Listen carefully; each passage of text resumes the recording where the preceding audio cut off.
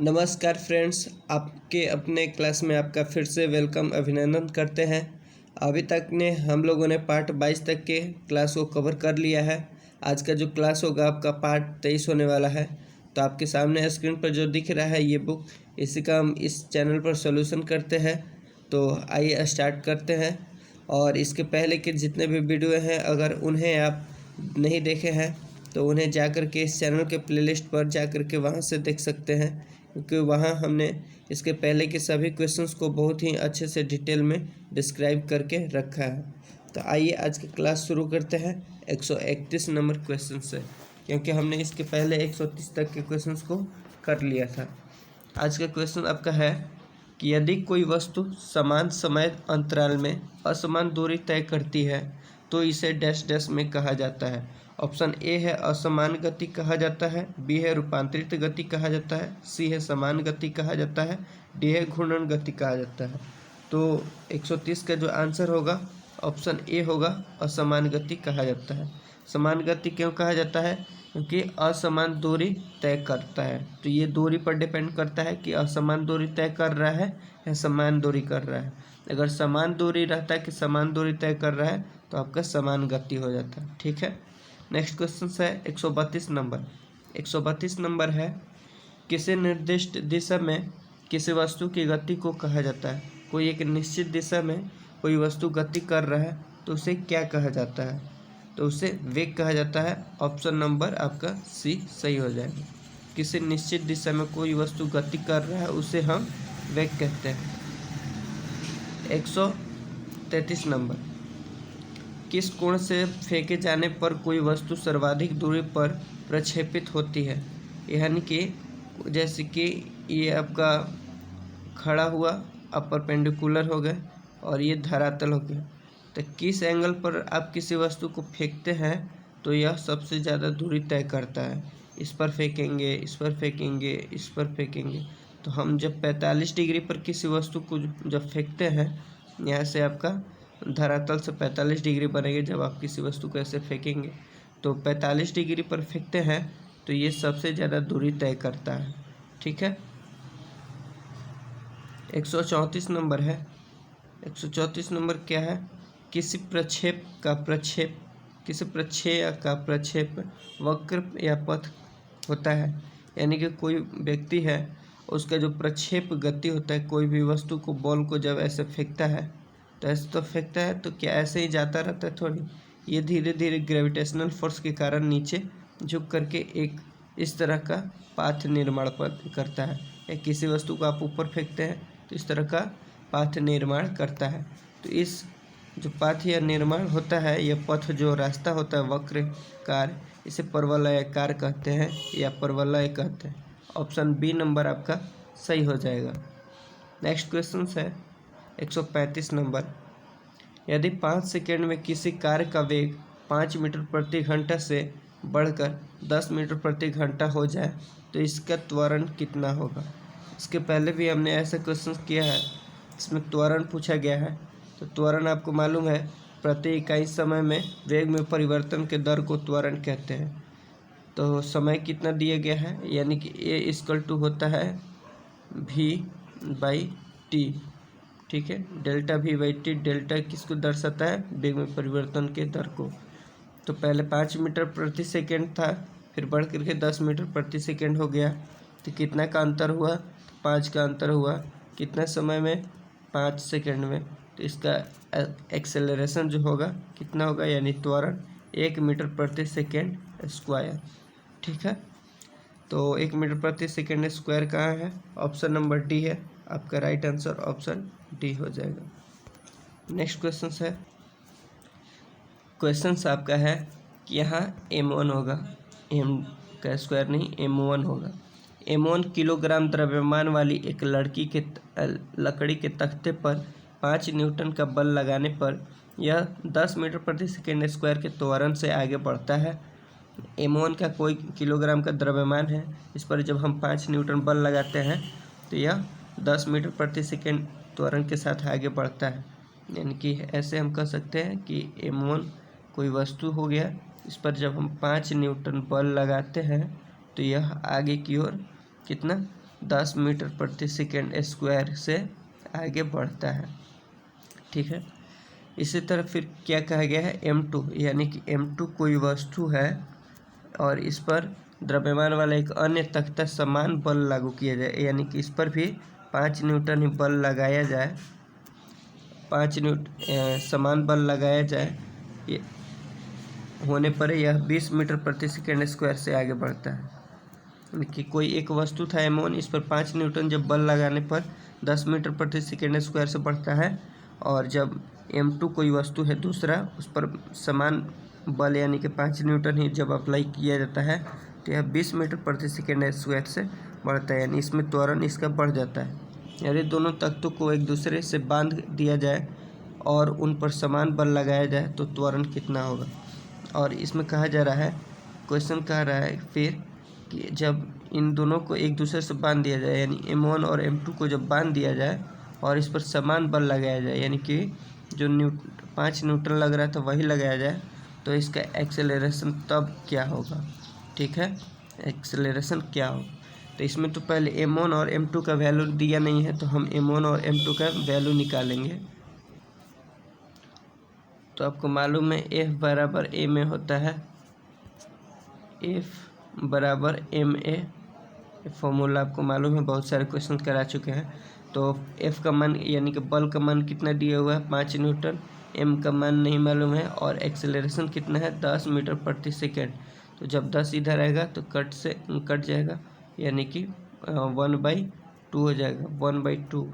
m का value कितना आया, 0.5 आया। ठीक, m1 का, m2 का इसी तरह निकालेंगे, F बराबर m है, F बराबर m इंटू ए, तो F का 5 न्यूटन, एक्सेलरेशन 20, m का m इंटू, तो यहाँ से 5 कट जाएगा, यानी कि 5/20 आएगा। तो आपका आ जाएगा कितना, 0.25। तो आप करके देख लीजिएगा, हम जल्दी से करते हैं। m2 का वैल्यू कितना गया, 0.25, m1 का 0.5, याद रखिएगा। अब इन दोनों को जोड़ कर जब 5 न्यूटन बल अप्लाई करेंगे तब एक्सेलरेशन निकालेंगे, तो क्या होगा। तो m1 प्लस m2 करना है, तो आया था हमारे 0.5 और 0.25। इन दोनों को जब जोड़ दिया जाता है, एक साथ बांध दिया जाता है, तो इस पर 5 न्यूटन बल अप्लाई किया है, तो एक्सेलरेशन बताना था, यही बताना था एक्सेलरेशन। तो F बराबर m में होता है, तो F का मान 5 न्यूटन, F बराबर m का मान यहाँ से कितना हो जाएगा, 0.5, 0.25 को जोड़ेंगे तो 0.75 इंटू a। अब इसको सोल्यूशन कीजिएगा, यहाँ हटा तो बट्टे में 2 जीरो, तो 2 जीरो इधर चला जाएगा, बट्टे में 75, तो 75 दूनी 150 और 25 3 75, 25 दूनी 50, 0 और 3 से 3 6 के 18, 6.66 या इस तरह से कुछ करके आएगा, 6.66 या 67। ठीक है, तो ऑप्शन किस में इस तरह का दिया हुआ है, ऑप्शन नंबर ए है, तो आपका राइट आंसर ये हो जाएगा। आप समझे होंगे, नहीं समझे तो फिर से वीडियो को पीछे करके आप देख सकते हैं। नेक्स्ट क्वेश्चन क्या है, 137 नंबर है कि जब 21 न्यूटन के एक बल को 3 किलोग्राम द्रव्यमान वाली वस्तु पर बल लगाया जाता है तो उत्पन्न त्वरण कितना होगा। अब इसके दौरान आपका त्वरण कितना होगा जब किसी वस्तु पर 21 न्यूटन का बल लगाया जाए और वो उसका द्रव्यमान कितना है, 3 kg। तो आप इसे खुद से कैलकुलेट कीजिए। तो F बराबर ma होता है, F का मतलब बल होता है, m का मतलब किलो द्रव्यमान, a का मतलब त्वरण एक्सेलरेशन। F बराबर ma, F का मान 21, m का मान 3, a का मान हमें निकालना है 3 7 21, यानी कि 7 मीटर पर सेकेंड स्क्वायर होगा। ऑप्शन नंबर सी जो होगा आपका राइट आंसर हो जाएगा। नेक्स्ट क्या है, क्वेश्चन है कि वेग में परिवर्तन के दर को क्या कहा जाता है। वेग में परिवर्तन के दर को त्वरण कहते हैं, ऐसे भी हम बहुत पहले भी बता चुके हैं और आज के भी वीडियो में भी ऊपर में हमने बताया था, और देख सकते हैं कितने बार 3 एग्ज़ामों में इसे पूछा गया है। तो ये ऐसे भी क्वेश्चन कभी आ जाते हैं। ठीक है फ्रेंड्स, आपसे एक रिक्वेस्ट है, यदि आप चैनल पर इसे रेगुलर बनना चाहते हैं तो चैनल को सब्सक्राइब करके बेल आइकन को प्रेस कर लीजिए ऑल पर, ताकि जब भी हम वीडियो डालें अपलोड करें तो उसका नोटिफिकेशन आपके पास जाए। और प्लीज़ भाई सपोर्ट आप लोग कीजिए, इस वीडियो को ज़्यादा से ज़्यादा शेयर कीजिए, कि हम देखते हैं इतने मेहनत करने के बाद भी बहुत ही कम ही लोग देख पाते हैं। ठीक है, तो आपसे रिक्वेस्ट रहेगी कि इस वीडियो को शेयर करते रहिए। 139 नंबर क्वेश्चन क्या है, यदि 10 किलोग्राम द्रव्यमान की किसी वस्तु पर 20 न्यूटन बल लगाया जाता है तो त्वरण क्या हो। फिर F बराबर एम एफ लगाइएगा। ठीक, तो F बराबर एम है, तो F का मान 20 न्यूटन, M का मान कितना दिया हुआ है 10, A का मान A, तो 10 से 20 कट जगह 2 metre per second square, option number D हो जाएगा। 140 नंबर है, 150 kg द्रव्यमान की एक वस्तु 5 सेकेंड में 6 मीटर पर सेकेंड से 16 मीटर पर सेकेंड की वेग से त्वरित होती है, यानी कि इसमें के जो वेलोसिटी है इसमें परिवर्तन हो रहा है, तो त्वरण ज्ञात करना है। तो आपको हमने बताया है क्या कि वेग में दर को त्वरण कहते हैं, वेग में परिवर्तन के दर को त्वरण कहते हैं। तो वेग का परिवर्तन कितना हो रहा है, 6 से 10 हो गया, यानी कि 10 का अंतर हो रहा है कितना सेकेंड में, 5 सेकेंड में 2, कितना वैल्यू आया 2 metre per second square, option number C. इसमें 150 द्रव्यमान आपको उलझने के लिए दिया गया है, इसका इसमें कोई काम नहीं है। 141 नंबर है, नकारात्मक त्वरण निम्न में से किस दिशा में विपरीत होता है। अब देखिए यहाँ से अच्छे से समझिएगा, क्योंकि इसके आधार पर आगे आपको बहुत सारे क्वेश्चंस मिलेंगे, तो आप एक को समझिएगा, आपको बहुत सारे हेल्प मिलने वाले हैं। त्वरण जो होता है आपका 2 प्रकार का होता है। त्वरण 2 प्रकार का होता है, एक नेगेटिव एक्सेलरेशन यानी नकारात्मक त्वरण, पॉजिटिव एक्सेलरेशन यानी धनात्मक त्वरण। अब ये कब होता है इस चीज़ को आप समझ लीजिएगा, तो आप इसको हल कर दीजिएगा। देखिए, जब कोई वस्तु रुका हुआ है, जब कोई पर्सन रुका हुआ है, तो इसका जो वेलोसिटी होगा 0 होगा और टाइम भी 0 होगा। लेकिन कुछ समय बाद, जैसे कि 5 सेकेंड बाद, ये व्यक्ति इतनी दूरी तय कर गया 10 वेग से। ठीक है, तो आप देख सकते हैं कि शुरुआती वेग के कंपेयर में बाद का जो वेग है बढ़ गया है। तो इस समय में क्या होता है, एक्सेलरेशन जो होता है आपका पॉजिटिव होता है। कैसे होता है, तो आप देख रहे हैं वेग में परिवर्तन हुआ है कितना 10 का, और आपका जो टाइम हो गया यहाँ, अगर 5 सेकेंड लगा, मान के चलिए 5 सेकेंड लगा, तो 10 का वेग में परिवर्तन हुआ 5 सेकेंड में, तो आपका एक्सेलरेशन क्या होगा 2 मीटर पर सेकेंड स्क्वायर। यहाँ एक्सेलरेशन का मान आएगा आपका 2 मीटर पर सेकेंड स्क्वायर। तो आपका ये जो है 2 मीटर पर सेकेंड स्क्वायर, यह धनात्मक है।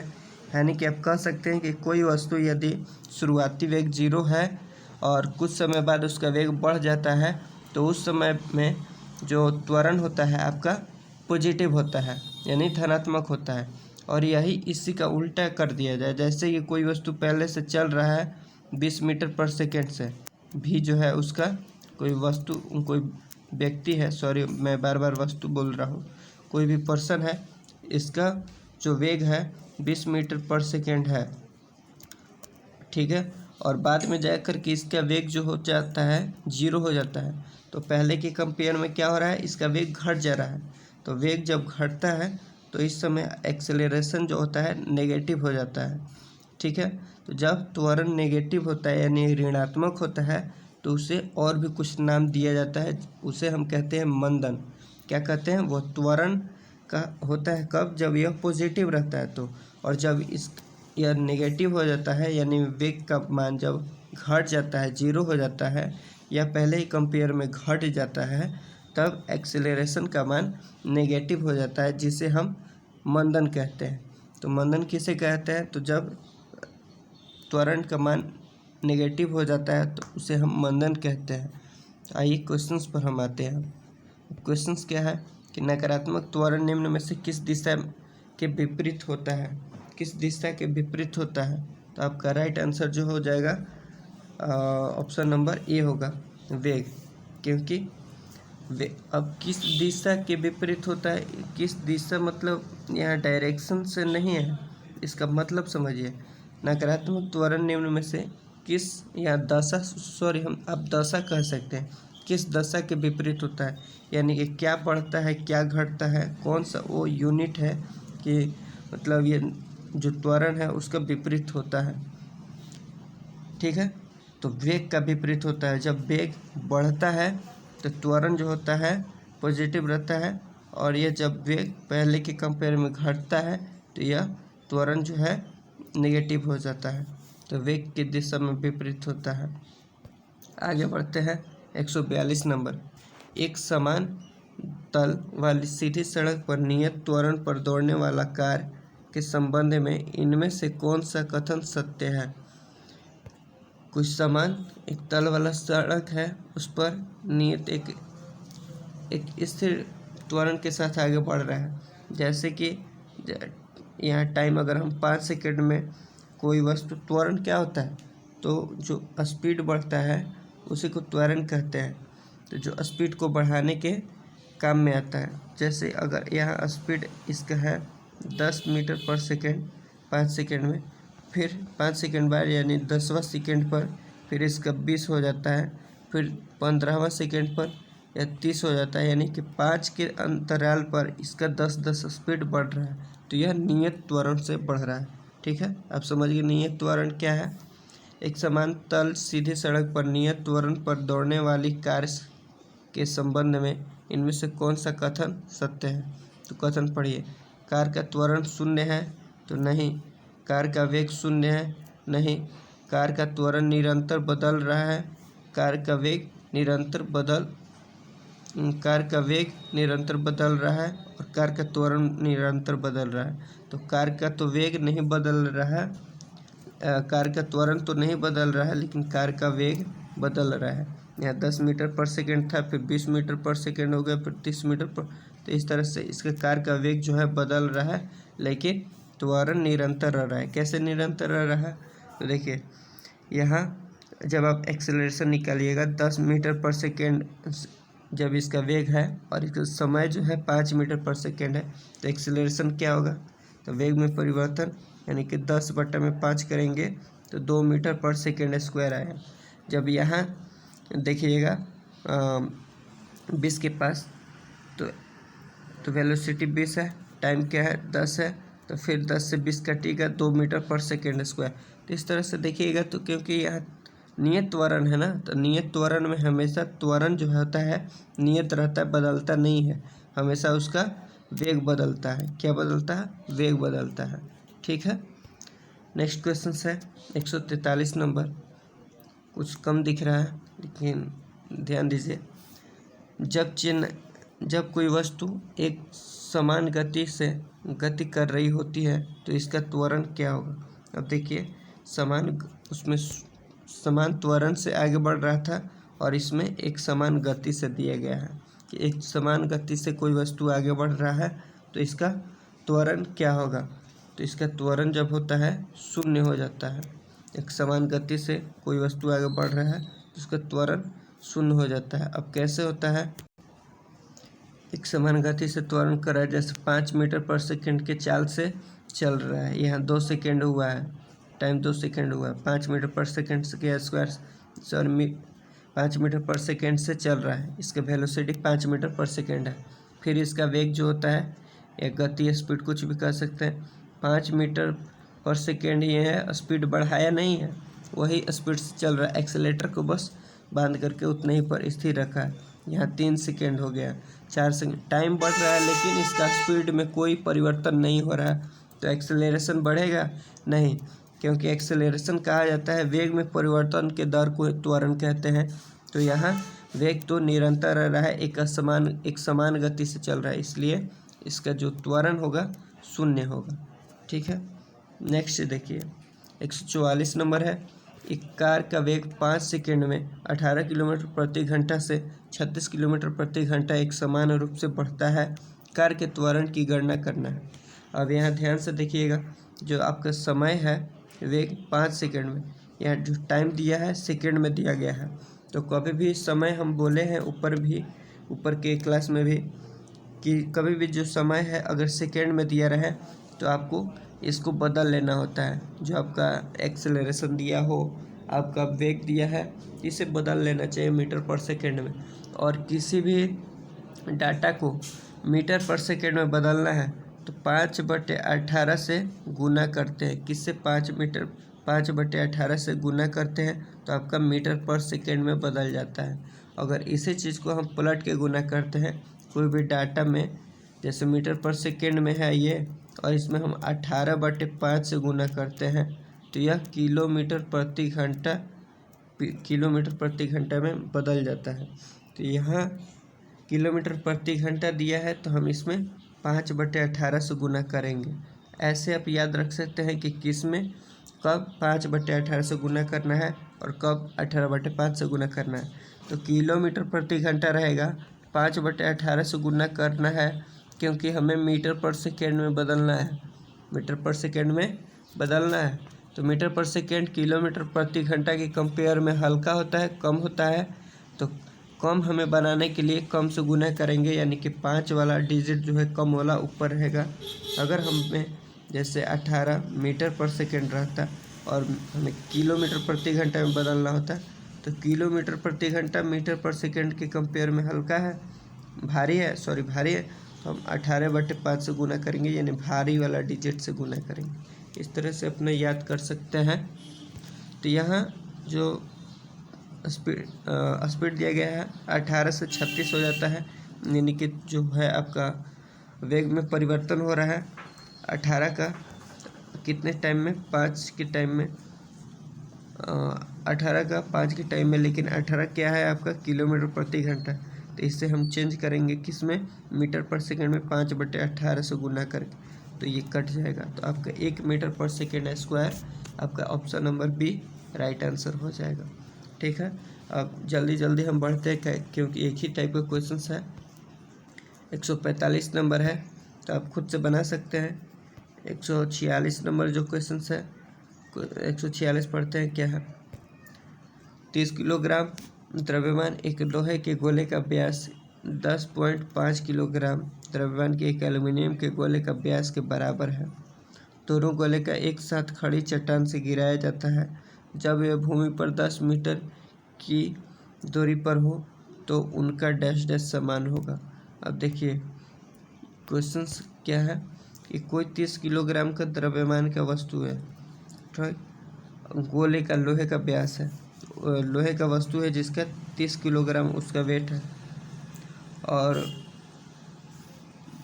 उसका जो व्यास है जैसे कि इतना बड़ा है तो इसका व्यास जो होगा 10.5 है, और एक एल्युमिनियम गोले का व्यास बराबर है, यानी कि एल्युमिनियम का ही कोई गोला है जिसका भी व्यास 10.5 है, यानी साइज दोनों का सेम है, लेकिन वजन में तो हल्का और भारी रहेगा क्योंकि लोहा भारी होता है एल्युमिनियम के कंपेयर में।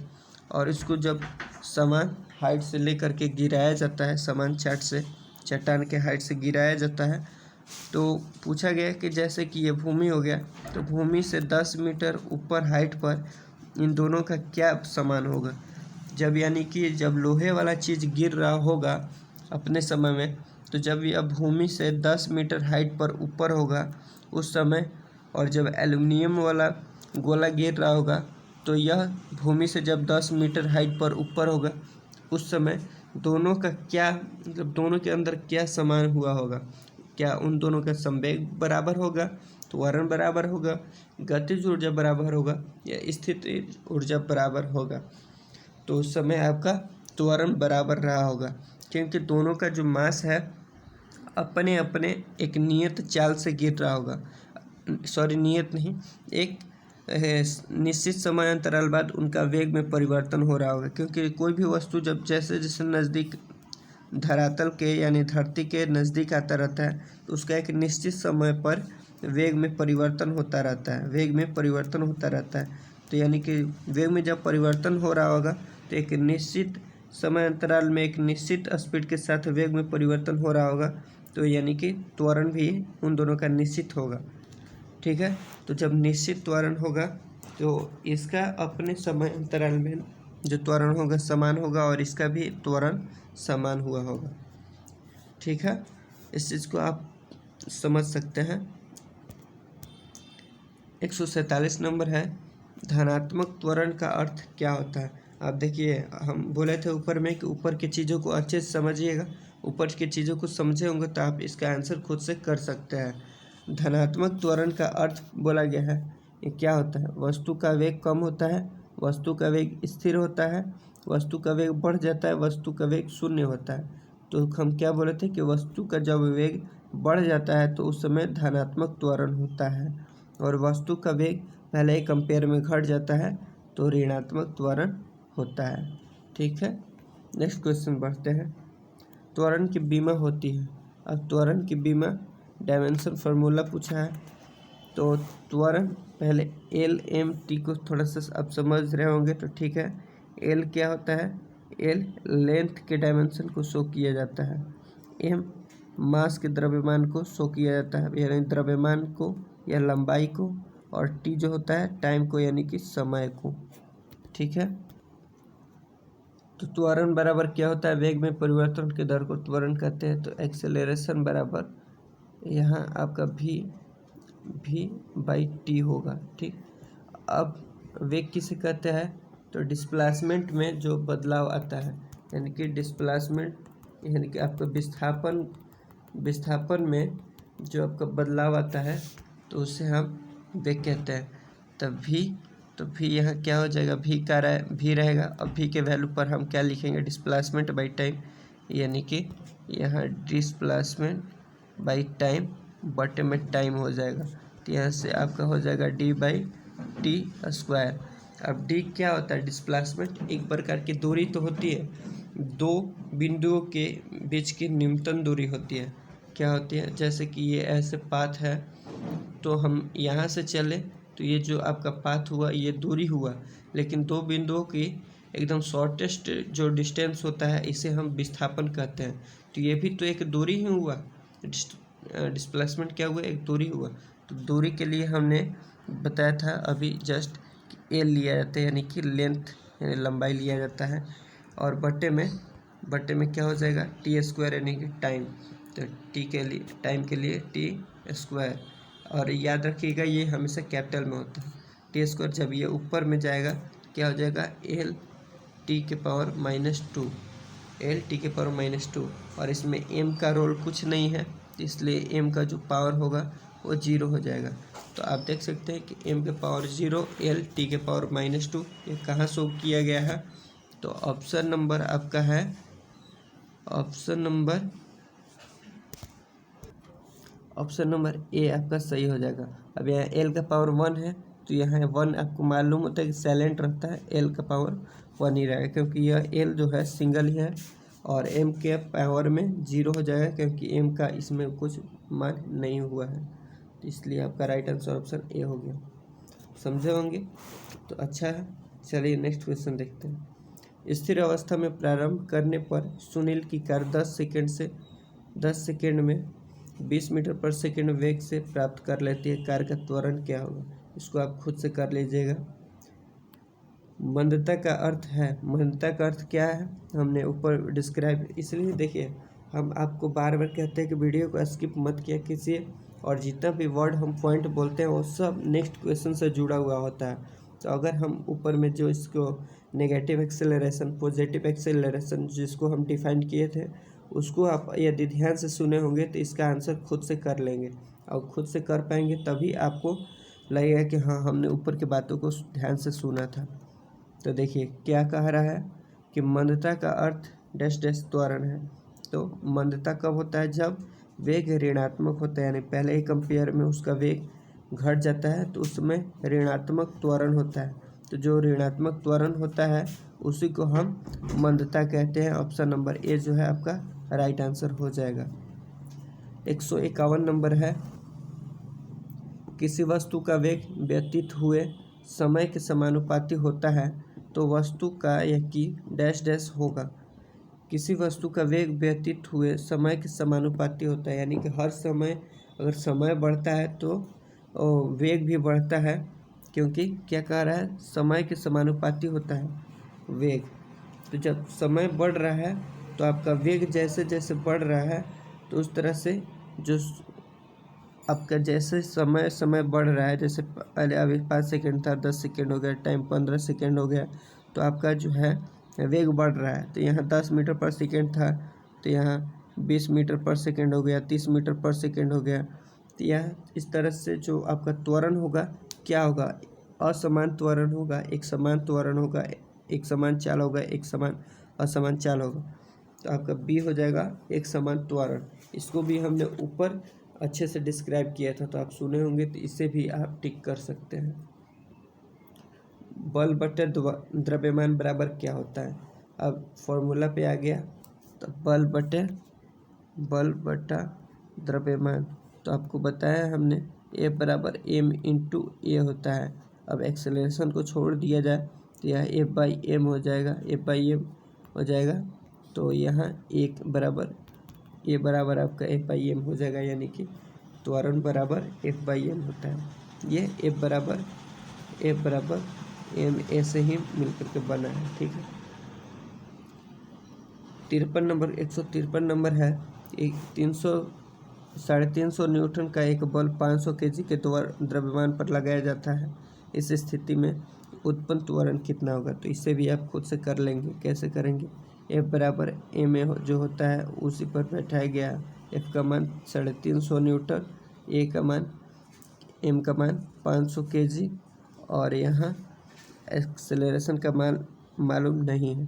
अब यहाँ ध्यान दीजिएगा, यहाँ जो द्रव्यमान है, चलिए सब ठीक है, 0 से 0 कट गया, 5 से 5 7 35, 15 50, यानी कि 7/10 होगा, 7/10 होगा, यानी कि 0.7 मीटर पर सेकेंड, यानी ऑप्शन नंबर बी आपका राइट आंसर हो जाएगा।